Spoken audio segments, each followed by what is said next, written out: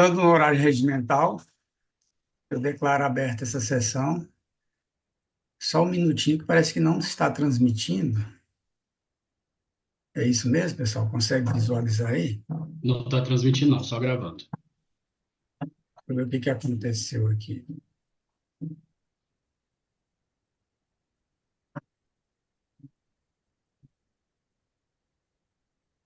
Parece-me que nós vamos ter problema hoje também.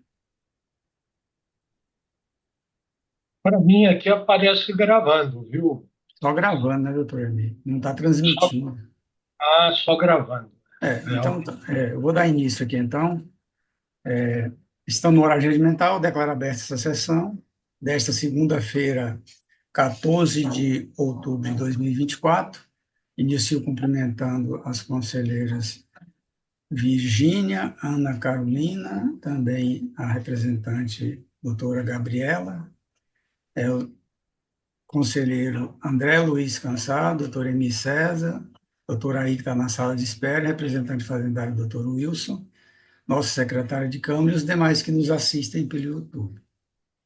Eu vou dar início pelo item 2 da pauta, por se tratar de um processo que um representante do sujeito passivo está presente, é o PAT 401180 1139-888, contendo recurso voluntário 2352 de 2024, e que é recorrente Orça Internacional Paper Embalagem Limitada, Solidário Internacional Paper do Brasil Limitada, sendo relator o conselheiro Antônio de Freitas Filho, em substituição ao conselheiro André Luiz Cansado. Como o conselheiro Antônio de Freitas Filho pediu renúncia do seu mandato aqui no Conselho Administrativo e Tributário, esse processo deverá sair de pauta por despacho da coordenação, e eu indago a doutora Gabriela se está de acordo com o despacho, e também o doutor Wilson. De acordo. Bom dia, senhor coordenador, doutor Nilson, doutor Emi, doutora Virgínia, doutora Ana, doutor André, doutora Aí, doutora Gabriela, né? A secretária Chauane, já todos acompanham a sessão pelo YouTube. Sim, a representação concorda, realmente houve a renúncia do conselheiro, né? Então, o o regulamento prevê que deve ser feito um novo sorteio, né? Então a gente concorda com a retirada de pauta conforme anunciado pelo coordenador. Obrigado. Obrigado, doutor Wilson. Então, tendo em vista a renúncia ao mandato do conselheiro Antônio de Freitas Filho, determino a retirada de pauta do presente processo e seu encaminhamento à Secretaria-Geral SERJ para ser distribuído e incluído em nova pauta de julgamento. Este é o resultado para o julgamento desse processo. Eu agradeço a presença da doutora Gabriela, eu acredito que seria só esse processo que ela teria conosco hoje. Exato. Agradeço a todos e desejo uma boa sessão. Obrigado, doutora Gabriela. Peço recomposição de mesa. Então, agora eu passo a anunciar o item 1 da pauta, que é o PAT 4011701506 contendo recurso voluntário 2358 de 2024, em que é recorrente Norte, Sul, Indústria e Comércio de Grãos e Rações Limitadas, solidário, Alcides Felipe de Souza, sendo relatora a conselheira Virgínia Pereira de Menezes Santos, representante do sujeito passivo ausente, representante fazendário, o doutor Wilson Pereira da Silva. Estando em condições, eu peço à relatora que profira seu relatório, por gentileza. Tem som? Agra- Obrigada. Eu passei aqui rapidamente e fechou novamente. Eu agradeço a palavra, coordenador Nilson. Desejo-lhe um bom dia, uma ótima semana de trabalho. Também estendo os meus cumprimentos a todos os conselheiros presentes. Conselheiro Air, que aguarda na sala de espera. Representante da Fazenda Pública, doutor Wilson. a nossa secretária Chauane e todos que nos acompanham pelo YouTube. Bom, o presente recurso voluntário foi interposto contra uma decisão singular que rejeitou as arguições de insegurança na determinação da infração e de cerceamento ao direito de defesa arguidas pelos impugnantes. E, quanto ao mérito, conheceu da impugnação, negou-lhe provimento para julgar procedente o auto de infração, rejeitando, inclusive, o pedido de exclusão do solidário. A acusação no presente processo é de que o sujeito passivo deixou de promover escrituração fiscal digital, registro de saídas, no período compreendido entre 2 de fevereiro de 2014 a 31 de 3 de 2014 e 1º de junho de 2014 a 31 de 11 de 2014, referente às informações de entradas e saídas de mercadorias, bem como aos serviços prestados e tomados, conforme documentos demonstrativos anexos. Dessa forma, suprimiu o pagamento do imposto na importância de R$ 270.635, apurado de ofício com base no ICMS destacado nos documentos fiscais eletrônicos recebidos e emitidos. Consequência, está sendo cobrado esse imposto. Foram indicados os dispositivos legais infringidos, proposta a penalidade do artigo 71, inciso 3, alínea A, do Código Tributário Estadual. Foi instruído o processo com anexo estruturado, descritivo complementar de ocorrência, e mídia contendo todo o trabalho acusatório. Os sujeitos passivos devidamente intimados interpuseram em peça única impugnação em primeira instância para, em síntese, alegarem que houve correta apuração do imposto e que, por impossibilidade técnica, não houve a escrituração dos livros na escrituração fiscal digital.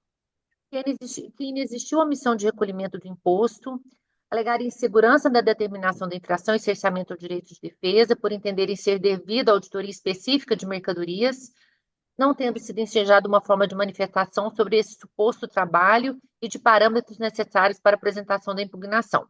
Também alegaram falta de aplicação da pauta fiscal e de pormenorização de alíquotas de saída, multa confiscatória, e juntaram documentos de folhas 40 a 97.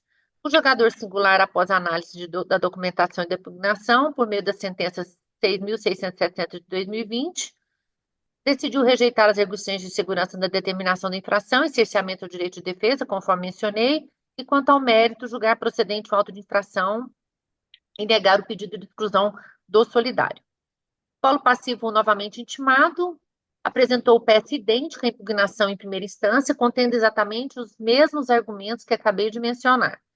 Os autos, então, foram convertidos em diligência para que, à vista dos considerandos da Resolução 132 de 2021, a autoridade fiscal atuante manifestasse sobre a existência ou não de notificação prévia do sujeito passivo e anexasse a respectiva cópia. Além disso, verificasse a necessidade de revisão do lançamento, considerando eventuais saldos credores existentes para efeito de abatimento com o valor do imposto exigido. Posteriormente, uma nova diligência foi aprovada e os autos foram encaminhados à Gerência de Preparo Processual com o objetivo de sanar o equívoco no trâmite processual e o encaminhamento à Delegacia Regional de Fiscalização de Goiânia, conforme o despacho 024 de 2021, para cumprimento integral do que foi determinado na Resolução 132 de 2021. Em resposta a essa referida resolução, o revisor fiscal apresentou manifestação de folhas 146 e 147 para informar que realizou um novo lançamento, no qual foi considerado o saldo credor inicial de R$ 3.348,24 no mês de janeiro de 2014 e realizada apuração de ofício nos meses zerados pelo contribuinte. Concluiu que o ICMS a ser exigido após a referida revisão seria no valor de R$ 135.837,71. Sujeitos passivos não se manifestaram a respeito do resultado dessa revisão, conforme atesta o termo de encaminhamento de folha 188. Novamente, a Câmara Julgadora converteu os autos em diligência, conforme Resolução 13 de 2023, e, à vista dos considerandos nela constantes, solicitou que a autoridade fiscal refizesse a auditoria, segregando-a em duas etapas. Primeira, relativa aos meses de fevereiro e março de 2014, considerando no mês de fevereiro o saldo credor do período anterior, seria do mês de janeiro, e a segunda relativa aos meses de junho a novembro de 2014, a segunda etapa, considerando no mês de junho o saldo credor do mês imediatamente anterior. Também que fossem desconsiderados eventuais saldos credores lançados na escrita fiscal no mês de julho, agosto, setembro e novembro, seriam as FDs zeradas, para efeito de apuração de ofício do ICMS. face à ausência de informações de entradas e saídas de mercadorias e ainda por restarem os referidos créditos em desacordo com o disposto no artigo 58 da Lei 11.651 e nos artigos 45 e 46 do Decreto 4.852 de 97. Depois que fosse apresentado todos os trabalhos em termo, indicando a alteração realizada e prestasse demais esclarecimentos. Em resposta a essa resolução, a revisora mencionou que a auditoria foi refeita em 2 etapas, relativas aos meses de fevereiro a março de 2014, considerando no mês de fevereiro o saldo credor do período anterior, mês de janeiro, e relativa aos meses de junho a novembro de 2014, considerando no mês de junho o saldo credor do mês imediatamente anterior, que seria maio de 2014. E também que foram desconsiderados eventuais saldos credores lançados no mês de julho, agosto, setembro e novembro. Apresentou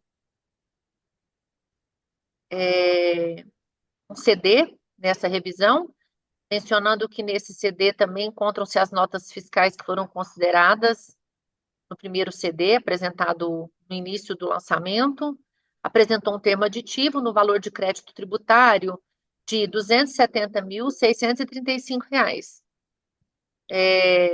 mencionando, inclusive, que esse valor seria já considerando o prazo decadencial. Juntou também documentos nesta revisão. Devidamente intimados para tomarem conhecimento da resolução e do resultado da diligência, e querendo manifestarem-se, os sujeitos passivos não compareceram aos autos, conforme o termo de encaminhamento de folha 224. Conforme o despacho 51 de 2024, esses autos eles foram sobrestados nos termos do artigo 31, inciso 1, parágrafo 1º do decreto 6.930 de 2009, para juntada pela assessoria da representação fazendária de documentos e mídias de CD. Em suas considerações, o representante fazendário teceu manifestações acerca da revisão fiscal realizada pela autoridade fiscal revisora, em especial com relação às 2 etapas efetuadas, que, no seu entendimento, não atenderam aos itens 1 e 2 da resolução número 13 de 2023. Então, ele faz uma análise, apresenta o exame do seu trabalho. Diante dessa manifestação da Fazenda Pública, dessas considerações que foram trazidas nos autos pela representação fazendária, a segunda Câmara Julgadora encaminhou os autos à Gerência de Preparo Processual por meio da resolução número 32 de 2024, para que os sujeitos passivos fossem intimados a tomarem conhecimento da manifestação e documentos anexados pela representação fazendária de folhas 227 e 230. Indico aqui, inclusive, que a conclusão da Fazenda Pública com relação ao trabalho, porque a Fazenda Pública refaz o trabalho, levando em consideração o determinado na Resolução 13 de 2023, ela apresenta um valor de crédito tributário de 202 mil, só verificar aqui o valor.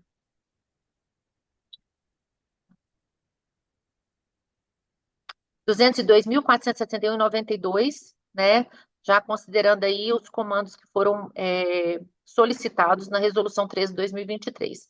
Então, a fim de cumprimento do que foi pedido na resolução, a Fazenda Pública trouxe esse valor, os sujeitos passivos foram intimados dessas considerações, mas não se manifestaram. Então, esse o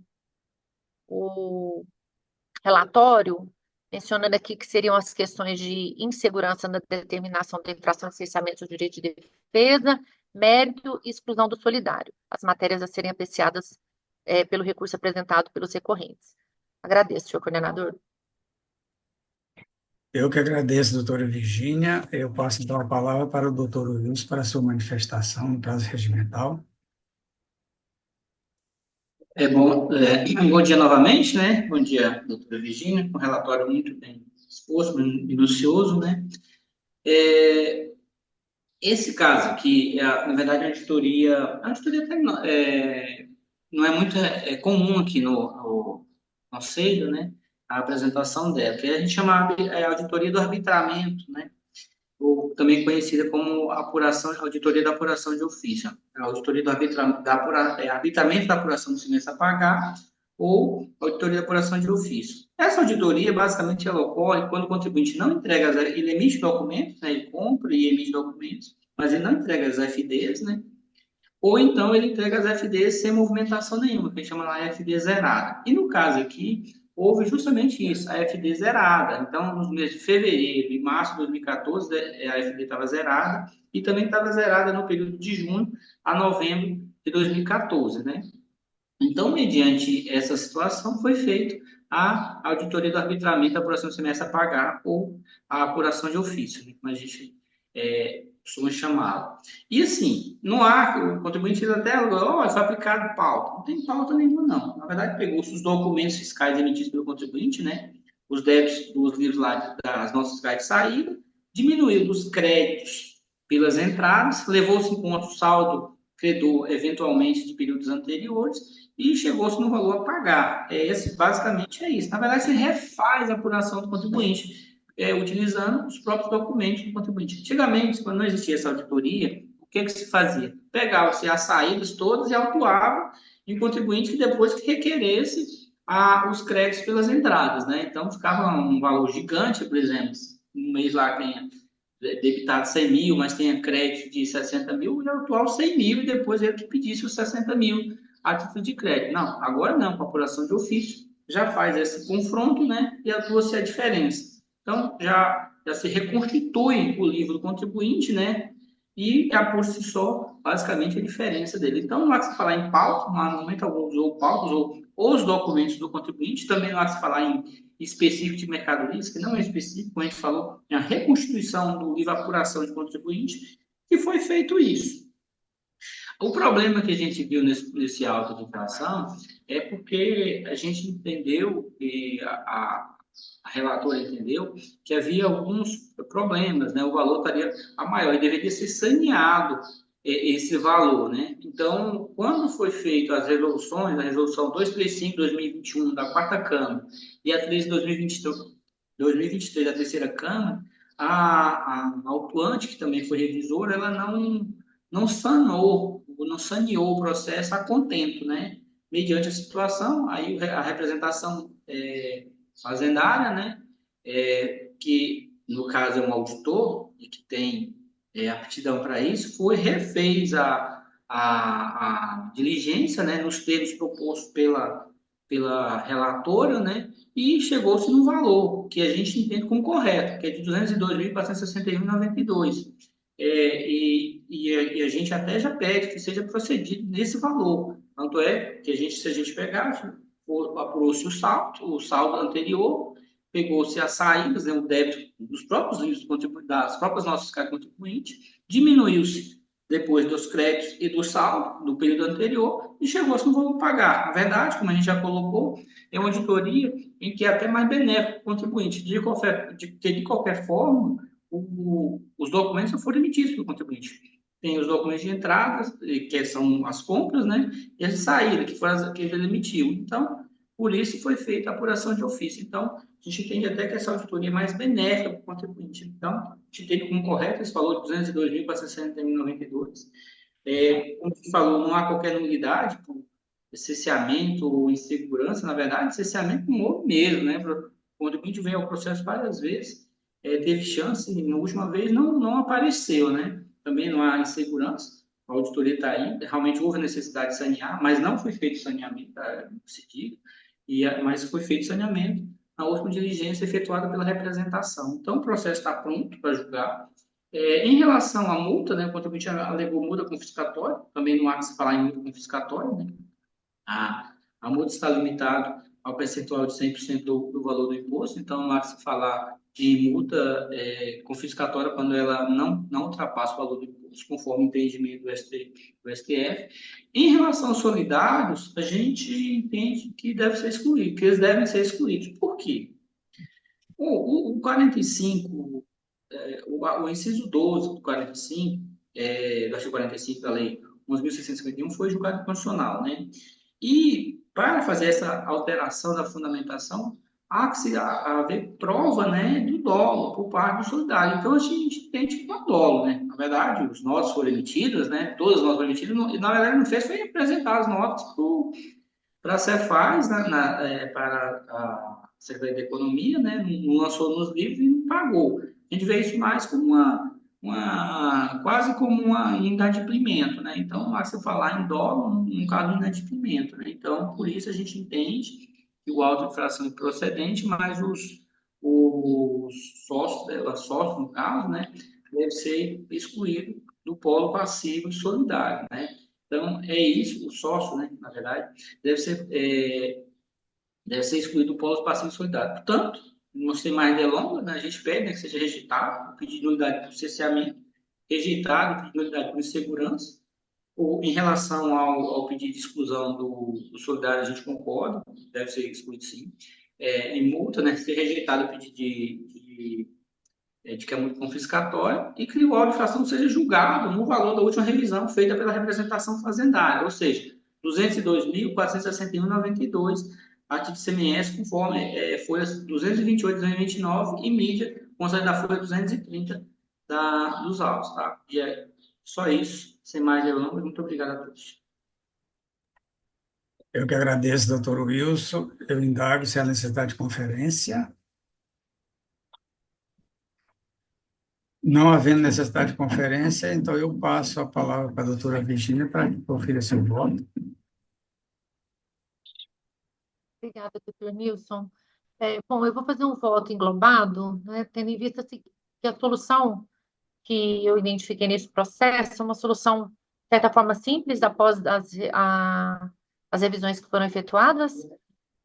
Então, com relação às preliminares de nulidade do auto de infração por insegurança na determinação da infração e por cerceamento ao direito de defesa, foram novamente arguidas pela defesa, eu entendo que essas alegações não restaram caracterizadas no presente processo. A narrativa da descrição do fato, ela é precisa e especificou claramente que o sujeito passivo deixou de promover o registro de notas fiscais de saída na escrituração fiscal digital, e o procedimento que foi adotado pela autoridade fiscal neste caso foi o adequado. Foi feita uma apuração de ofício do ICMS, onde foram considerados os documentos fiscais de saída emitidos, foram considerados os documentos fiscais de entrada, os créditos desses documentos para apuração de ofício do ICMS devido. O sujeito passivo foi intimado corretamente, ele compreendeu a acusação fiscal, conforme demonstrando a sua defesa, inclusive, ele menciona, já na sua defesa, nas duas oportunidades, que, por impossibilidade técnica, ele não efetuou os registros nos livros da FD, ele alega essa situação, apesar de ter a previsão legal, né, de obrigatoriedade de escrituração. Então, ele compreendeu que, de fato, a acusação seria um falta de registro de documentos fiscais de saída. Então, todos os elementos de provas constam devidamente colacionados ao feito. E existe absoluta clareza na descrição fática.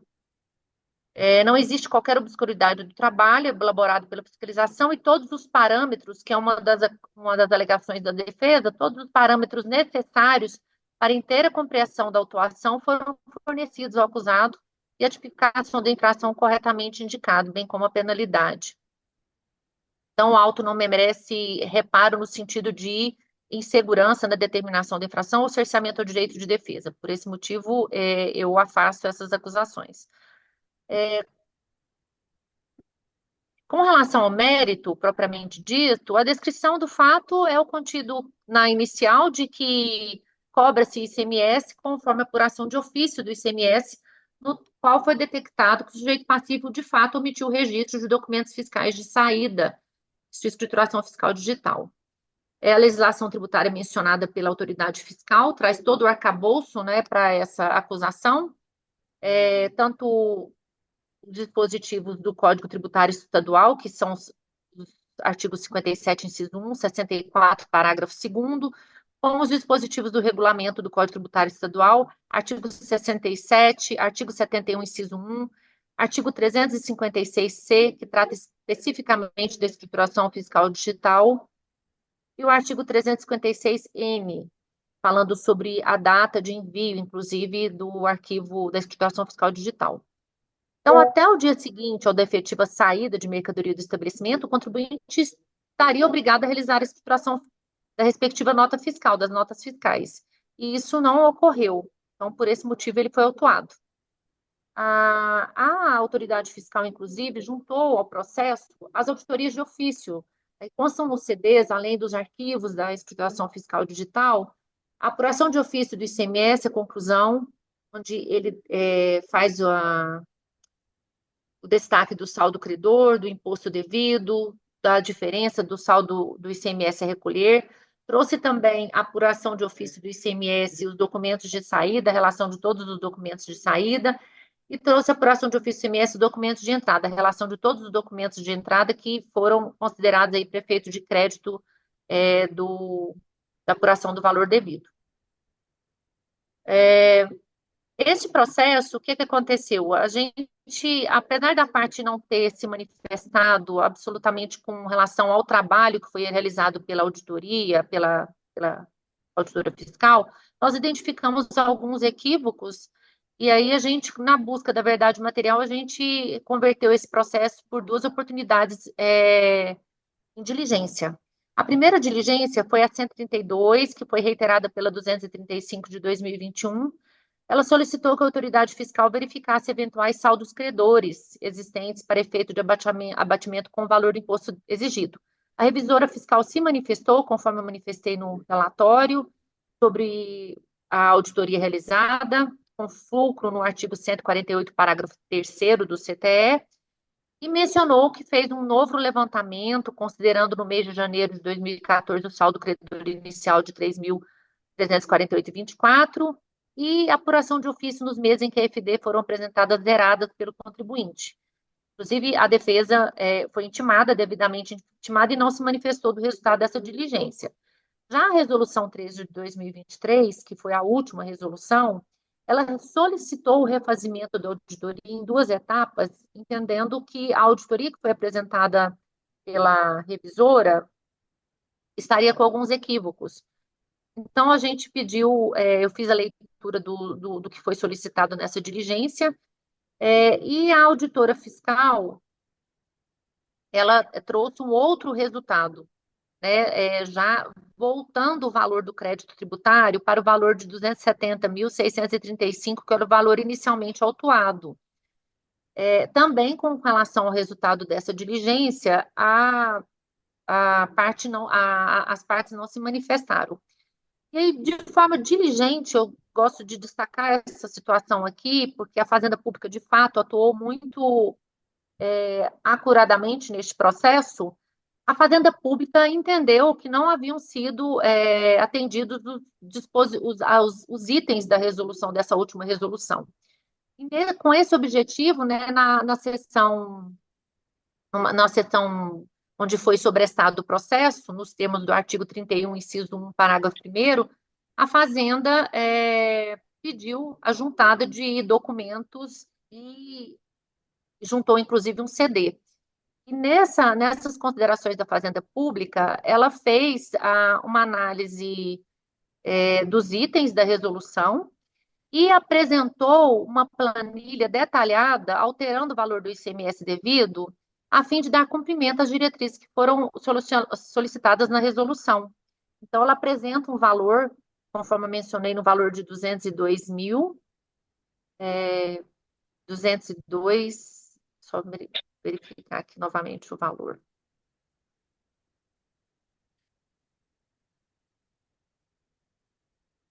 Agora eu me perdi aqui. Bom, é 202, deixa eu abrir aqui a planilha foi apresentada, que fica mais fácil. 202, 461 e 52. Então, esse foi o valor que foi apresentado pela Fazenda Pública, obedecendo o que nós solicitamos na última revisão, com o objetivo de saneamento do processo e trazer à Câmara Julgadora o valor liquidado.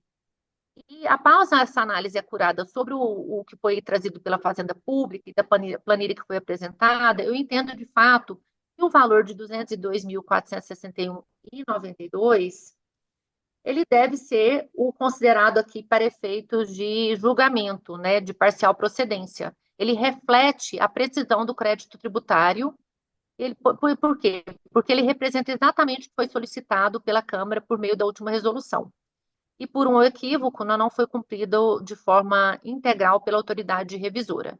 Então, é nesse sentido que eu acolho essas considerações da Fazenda Pública e julgo pela parcial procedência o auto de infração no valor de R$ 202.461,92, conforme a apuração de ofício de folha 229, que está contida no processo físico, né, e o CD de folha 230. Com relação à multa, a alegação de confiscatoriedade da multa aplicada, isso já havia sido rechaçado na primeira instância pelo julgador singular, mas eu reitero aqui, né, que a multa aplicada é a prevista para a penalidade, para a infração, então a penalidade proposta aqui é a correta, e ela obedece os limites estabelecidos pelos tribunais superiores, ou seja, elas não ultrapassam o valor do imposto.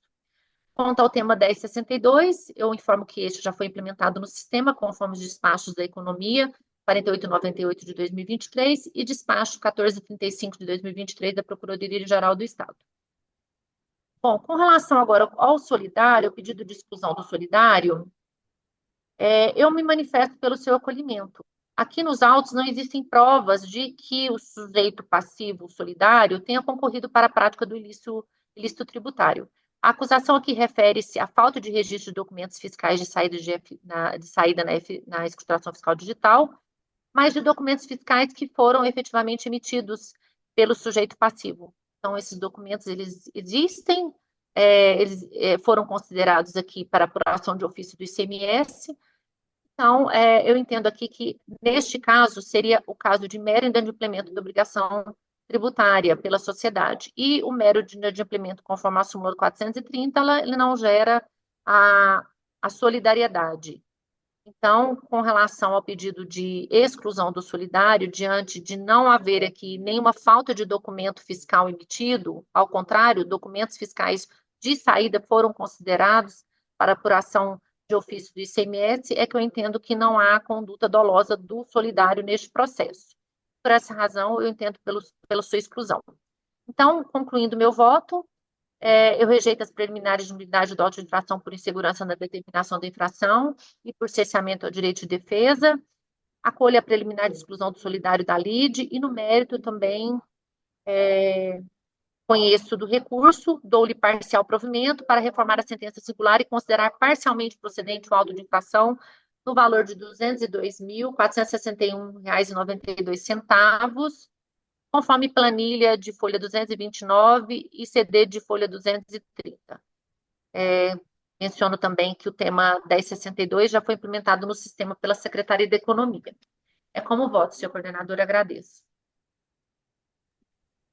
Eu que agradeço, doutora Virgínia. Eu só queria que a senhora confirmasse para mim aí, porque a senhora falou uma vez que era 202.46152, e depois a senhora falou 202.46192, né?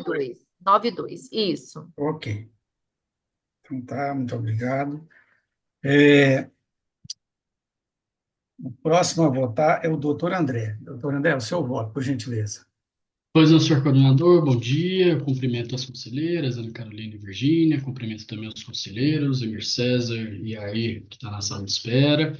Cumprimento a secretária de Câmara, Chauane. Cumprimento o representante fazendário, doutor Wilson, e aos que nos assistem. Senhor coordenador, após o detalhado, muito bem explicado e fundamentado voto, eu acompanho a conselheira Virgínia em todos os itens. Obrigado, doutor André. Doutora Ana, como vota? Bom dia, doutor Nilson, conselheiros doutor Emir, doutor André Luiz, doutor Air que nos espera. Muito bom dia, conselheira Virgínia, relatora desse processo, para quem já parabenizo o detalhado relatório e voto. Muito bom dia, doutor Wilson, nossa secretária de Câmara, Chauane, e demais que nos assistem. Eu também vou acompanhar integralmente o voto da conselheira Virgínia, e aqui também gostaria de fazer um adendo quanto a esse trabalho da representação fazendária, já parabenizando o doutor Wilson em nome da representação fazendária pelo brilhante trabalho efetuado nesse processo, frisando que a representação fazendária é composta por auditores fiscais concursados de carreira do fisco, que exercem a função de representação fazendária, que atuando não apenas na defesa do interesse do fisco, como no controle de legalidade dos processos, buscando sempre atender aos princípios da busca da verdade material, da legalidade, da celeridade. E aqui vemos um exemplo clássico dessa busca toda da representação pelo melhor trabalho desenvolvido, apresentado aqui pela representação pelo Dr. Wilson, que, na busca da verdade material, refez toda uma revisão diligencial, complementando o que havia sido determinado pela resolução, contribuindo, assim, para a celeridade processual, evitando um novo retorno dos autos em diligência e a morosidade para se chegar ao final da lide. Então, parabéns, doutor Wilson, e acompanho integralmente a conselheira Virgínia no seu voto. Obrigado, doutora Ana. Doutor Emi, o seu voto, por gentileza. Muito obrigado, senhor presidente.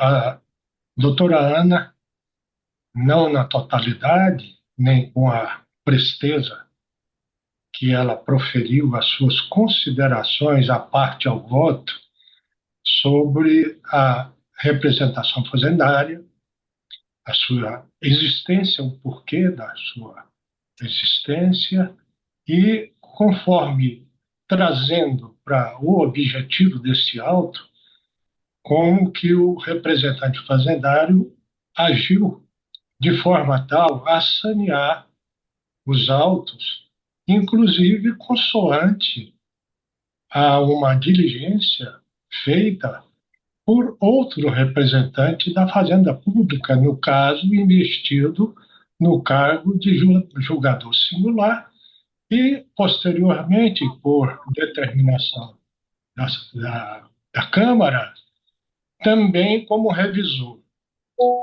A segunda revisão, realmente, ela ficou fraquinha, não veio a contento que a gente busca sempre trazendo para nós, julgadores, a verdade material dos fatos. Dr. Wilson, com presteza, aproveitando o sobrestamento legal, fez todo esse estudo e trouxe um valor que poderia, vamos dizer assim, se o sujeito passivo se julgasse no direito, acredito que não tenha feito, ele poderia, inclusive, se agarrar a uma tábua de salvação, questionando o valor menor para que ele fosse apenado pelo menor valor consoante ao delito cometido. Mas ele não comparece. E, com isso, ele dá mostra de que ou conformou-se com o resultado do acurado levantamento feito pelo representante fazendário, ou ele já tinha, vamos dizer assim, desistido da ação. Não compareceu para mais nenhuma consideração. Então, a par desses elogios todos que eu me irmano com a doutora Ana Carolina sobre a realização dessa última diligência, que não foi bem uma diligência solicitada, mas foi uma diligência espontaneamente oferecida aos autos, eu me irmano com a conselheira relatora na integralidade, pelo valor final de R$ 202.461,92. É assim como voto, senhor presidente. Muito obrigado, doutor Emi, inclusive pelo presidente. Então, eu passo a anunciar aqui o resultado desse julgamento. A segunda Câmara do Conselho Administrativo Tributário decidiu, por unanimidade de votos, rejeitar as preliminares de nulidade por insegurança da terminação da infração e cessamento ao direito de defesa. Também, em sede de preliminar, decidiu, por unanimidade de votos, excluir da lide o solidário Alcides Felipe de Souza. Quanto ao mérito, também por unanimidade de votos, decidiu pela parcial procedência do lançamento no valor de R$ 202.461,92. Decidiu também, por unanimidade de votos, rejeitar o pedido de adequação da penalidade e o tema 1062 já vem sendo implementado pela Secretaria da Economia. Este é o resultado para o julgamento desse processo. Eu agradeço a presença do doutor Wilson, nós não temos mais nenhum processo para a data de hoje. Eu que agradeço a todos, eu gostaria de agradecer pelos elogios, né? Fico muito feliz, honrado com o elogio de pessoas tão gabaritadas quando dirigem a mim palavras tão elogiosas, a gente fica até um pouco